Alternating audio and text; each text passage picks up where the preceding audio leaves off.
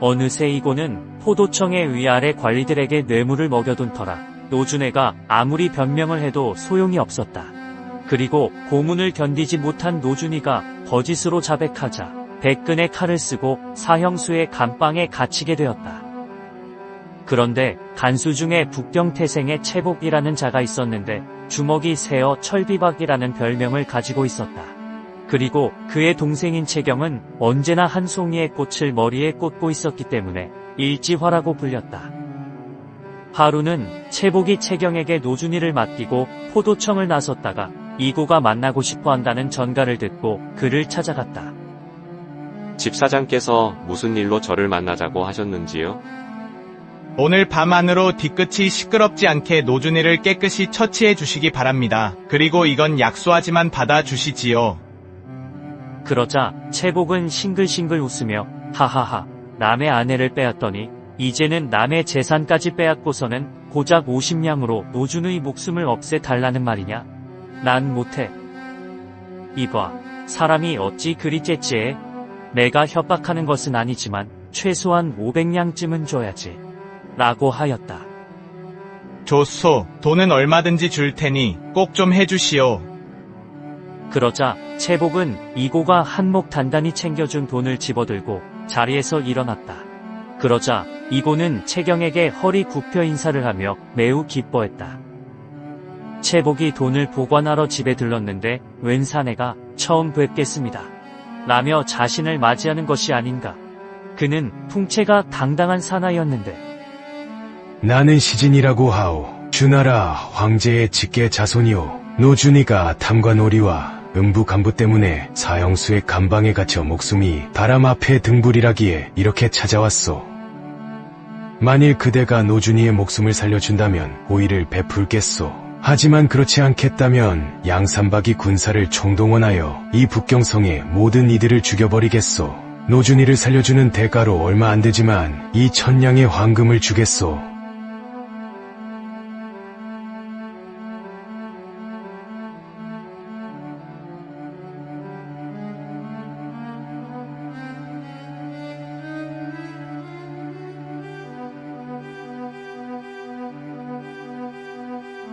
채복은 당황하여 온몸에서 식은땀이 흘러 한동안 대꾸조차 못하였다.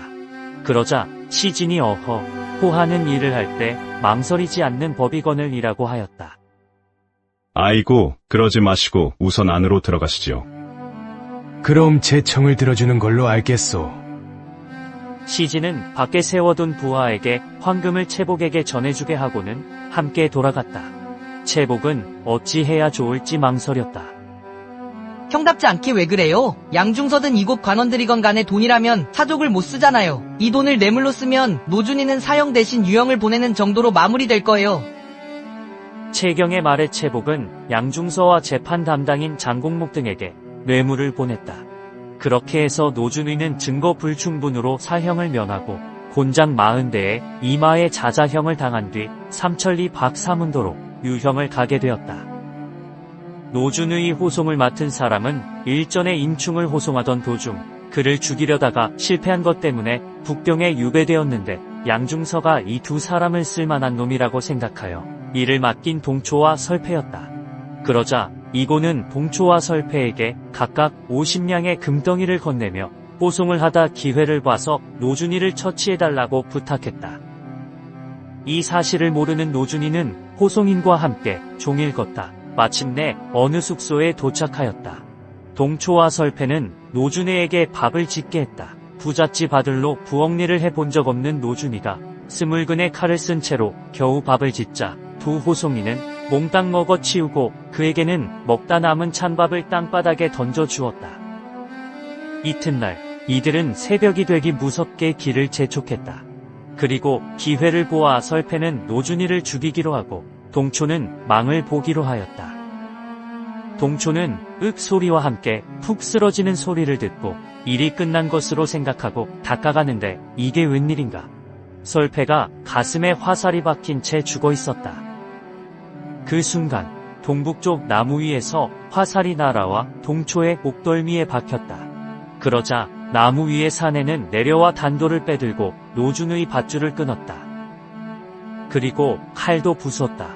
어젯밤 설패와 동초에게 끓는 물에 억지로 발이 담겨져 화상을 심하게 입은 데다 종일 걸어 발이 너무나 아파 정신을 잃고 있던 노준이가 눈을 뜨고 보니 자신을 구한 것은 바로 연청이었다. 크크, 주인님, 이 모든 것이 다 송강 때문입니다. 하지만 송강 외에 의지할 데가 없습니다. 연청은 노준이를 업고 시별이쯤 걷다가 여관을 발견하고 그곳에서 잠깐 쉬기로 했다. 연청이 주인을 대접할 음식을 마련하기 위해 근처의 산새를 잡으러 나갔다 돌아오는데 갑자기 함성이 들려왔다.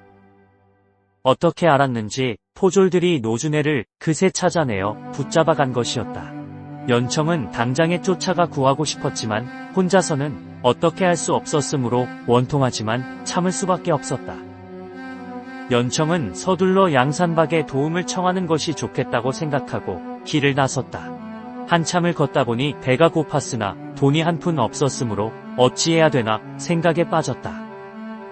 그때 맞은편에서 2명의 사내가 다가왔다. 잘 됐군. 연청은 두 사람이 지나가기를 기다렸다가 조금 뒤 바짝 뒤따라가 둘 중 한 사내 뒤통수에 주먹을 날렸다. 그리고 이어서 재빨리 남은 사내도 때려 눕히려는데 그 사나이가 몽둥이로 내려치는 바람에 연청은 벌렁 뒤로 넘어졌다. 양산박에 갈 노자를 마련하려고 강도짓을 하려다 이곳에서 죽게 되다니 억울하다. 그러자 몽둥이를 든 사내가 행동을 멈추고 연청을 일으켰다. 그때 옷이 흘러내려 연청의 팔에 문신이 드러났다. 아니, 당신 홍 노준이의 집에 있던 연청이오. 그렇소만, 어떻게 주인님의 이름을 알고 있는 것이오? 이런 큰일을 낼 뻔했군. 우리는 자네를 만나러 가는 일이었는데. 그렇게 연청으로부터 노준의 소식을 제일 먼저 전해 들은 것은 양산박 근처에서 주점을 하던 석수였다. 일이 급박하다고 판단한 석수는 홀로 북경에 잡혀있는 노준이를 구하러 가고 연청을 양산박으로 올려보냈다.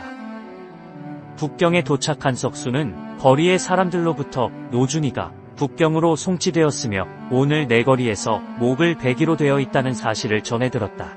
그 말에 급히 석수는 내거리에 있는 주루에 올라가 거리가 잘 보이는 자리로 골라 앉아 술을 마셨다. 얼마 있지 않아 신호가 울리고 노준우가 주루 앞에 모습을 드러냈다. 그리고 채경이 노준우의 칼을 벗기고 채복이 목을 벨 칼을 빼들었다. 구경꾼들은 일제히 떠들어 대기 시작했다. 그러자 석수 혼자 노준이를 구하려고 우선 큰 소리로 양산박의 호환들이 모두 이곳에 왔다. 라고 외쳤다. 이에 일대 혼란이 일어나고 석수는 누상에서 뛰어내려와 단도를 휘둘러 시벼명을 찔러 죽이고 노준애를 데리고 남쪽으로 도망쳤다. 그러나 북경의 지리를 잘 모르는 데다 양중서가 군사를 풀어 성을 포기하여 결국 둘 다 사로잡히고 말았다.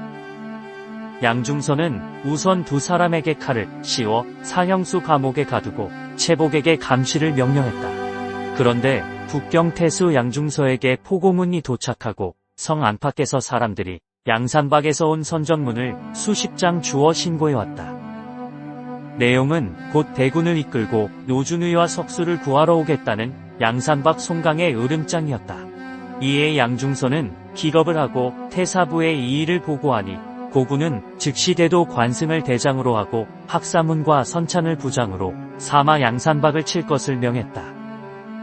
선찬은 냄비 바닥 같은 얼굴에 코는 하늘로 향하였고 곱슬머리에 붉은 수염을 기르고 있었는데 키는 8척이 넘었다. 군왕이 칼을 잘 쓰고 무예가 뛰어난 선찬을 총애하여 사위를 삼았는데 공주는 남편의 추한 얼굴이 어찌나 싫었던지 스스로 목숨을 끊었다.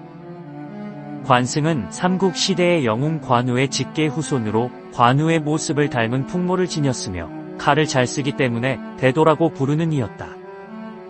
한편 송강은 공손승, 유당, 이준 등을 양산박 수비를 위해 남겨두고 북경성에 잡혀있는 노준의 일행을 구하기 위한 원정을 개시했다. 때마침 가을이었고 오랜만에 하는 싸움이라 군졸들의 사기는 드높았다. 북경성에서는 급선봉 색초와 리성, 문달이 나와 이들을 막으려 하였으나 무리였다.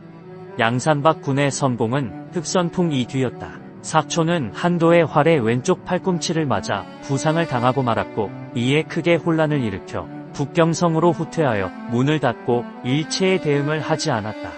이렇게 송강이 북경의 공략에 전전긍긍하고 있는데 양산박에서 다급한 전갈이 왔다.